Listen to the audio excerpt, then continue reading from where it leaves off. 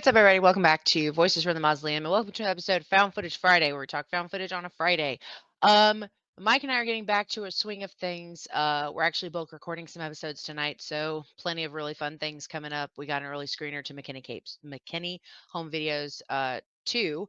So we'll be talking about, we're going to do a non-spoiler of that coming up. We get to interview the filmmakers behind it. So lots of found footage stuff coming down the pipeline, but life has been hectic with kids just starting to go to back to school. And anyway, I'll save you the boring life story. So I thought for today, I've done little like top fives in the past. So today I thought I would do top five unique stories in found footage. One of the things that happens in found footage a lot is it's a copy and paste formula of things we've seen a million times over. It's getting harder and harder to find these really unique stories. And while the movies I'm going to talk about today are not the only ones, these are the ones I think about that I want more people talking about in a found footage lens. And yeah, so I'll do kind of like I did with my last five. I'll list the movies I'm going to talk about, and then we'll jump into the list, and that'll wrap up today's found footage episode. So the movies I'm going to talk about are Savage Land, Apollo 18, Skinamarink. No, it is not up for debate whether that's found footage or not. Found footage 3D. And Puzzle Box, which is actually a new indie found footage film that I had the pleasure of talking with the filmmakers about when it first came out. Gosh, feels like forever ago now.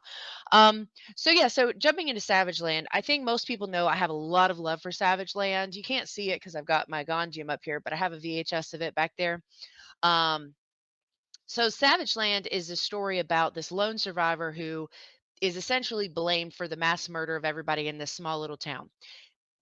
What makes this unique is the mockumentary style, which everybody knows huge check, check, check for me, right?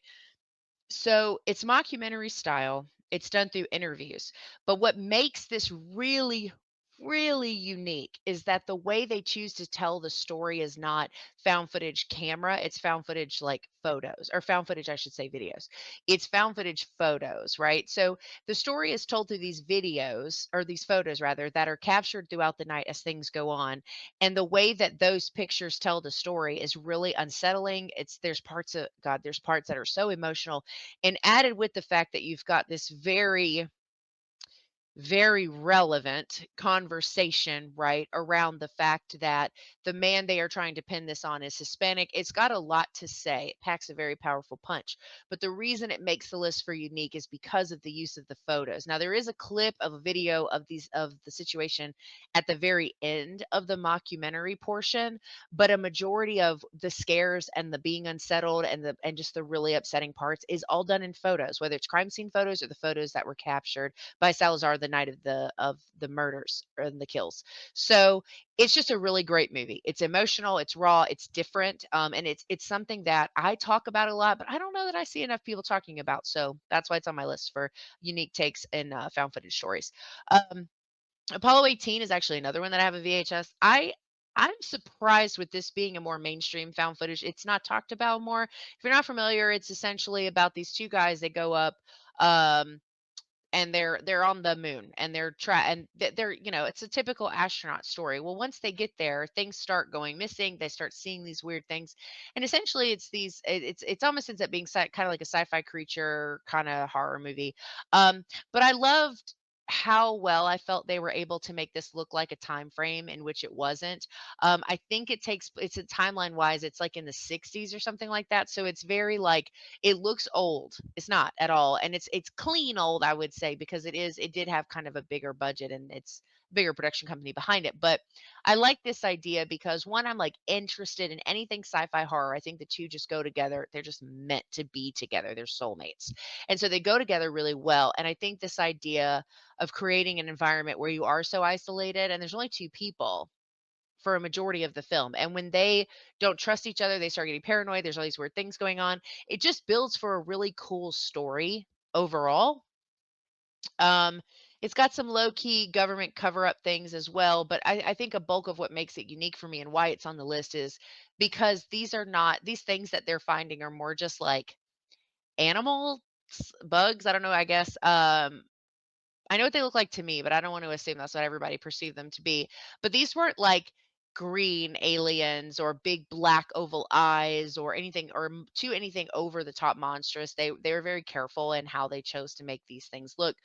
but it's a cool little take on space found footage, which isn't something we get a lot of. So, anyway, that's why it's on the list. If you haven't seen Apollo 18, highly recommend. It's very good. Um, so this one is one I like to tell. Mike and I talk about this all the time. We have such different opinions on movies, and a lot of times I welcome people with difference of opinion, and I'm like, yeah, we can discuss it. This is a movie I'm not as open about, and that's Skinamarink. So here's what I tell people, and I've said this a million times on the channel. So if you're familiar with other stuff we've done, this is not going to be new information. So Skinamarink was very upsetting for me to watch. I had to take breaks during certain parts. It was emotionally draining. It took me a while to get past it. Um, and at the same time, it healed some childhood traumas in me that I don't know that I knew needed to be healed. The reason I can't discuss it is because I think people try to say it's dumb, right? It's dumb. It's very experimental. They're like, oh, it's not good. It's just not good, and it didn't do this and it didn't do that. And my response to them is always the same: if Skinamarink was not something that resonated with you, I'm really glad that your childhood was better than mine, because I'm telling you that if you grew up in situations that I grew up in, this movie would have had the exact same impact on you. So, what makes it unique, right, is the fact that it's told through these very strange clips of this house where these two kids get trapped inside of this house, and it loses its doors and windows, and they can't escape. And at the time that I watched this, I had a 4-year-old son, which is the age of the little boy that's in this, so it just, just hit different. And, but this told entirely through these oblong perspectives of children, these weird shots of toys and these weird shots of under the bed and these weird shots that are low to the ground, and the way that a house can appear so different at night to a child. And I think that that made it such a strong experience for me. I feel like this fits kind of under the umbrella of analog horror in the way that it's kind of jumbled around, and it doesn't tell this very black and white cohesive story. You really have to pay attention and pick up what they're putting down. But ultimately it made for a pretty frightening and emotional experience for me personally. But I love the way that they navigated telling this story from a perspective of a child as like an outside third person perspective. I thought that was really creative. So that's why it's on the list. And again, it's not up for debate if it falls under the found footage umbrella, because it does. Um, the next one I want to talk about is found footage 3D. I have also just like I'm obsessed with this one too. I tell Mike all the time, like, this is one of my dream interviews. I would absolutely love to meet the team behind this film. Found Footage 3D is a found footage film about filming found footage. So it very much is very meta in the sense that it addresses, found footage tropes, what the questions people ask, why found footage doesn't make sense sometimes, these kinds of things. You get the idea. So it's things like, why are you still filming? Why are you using the camera? And they address these things in the story of the film the filmmakers are trying to make. Like the guy's like, why are we shooting a found footage movie in 3D? And the guy straight up is like, because I want to. And so it's very fun. It's kind of, I feel like found footage 3D is to found footage what Scream was to slashers. This commentary on this subgenre, and it's really really smart. It's funny in that way. The effects and stuff are great. I loved being able to kind of watch filmmakers making a film, and then kind of the way it's like, I don't know. It's got some really cute things. If you have not seen found footage 3D, please please please do yourself a favor, find it and watch it. Even if it's available to rent, you will not regret it. It is, if you are a found footage lover, I would think it would be impossible for you to not to appreciate this film. So that's why it's on the list. And the last movie I want to talk about is the newer found footage movie called Puzzle Box. It is a movie about these two girls. Who are, one of them is overcoming being in a mental hospital, I believe for addiction, and she's coming. Her sister and her are going to go away, and they're going to record this experience so they can prove to people that she's changed after this bad thing happened, where she was being held. And it's very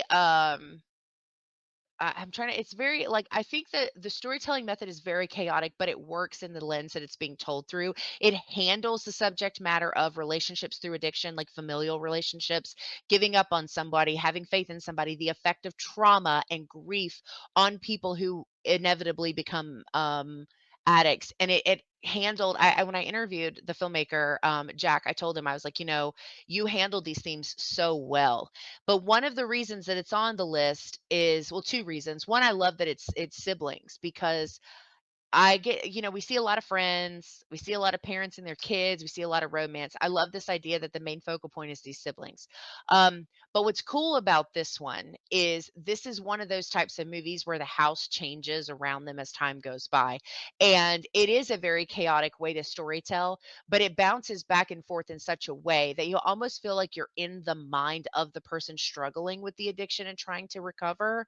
Um, and I think that that is beautifully done. And so, I've seen things where, like another example of things changing around you, they focus more on it in the sequel, which I didn't really like. But in Grave Encounters, they do this. It's this idea that you can't get out of it. But this is told specifically through almost like a mental state of being, and I thought that was really really cool.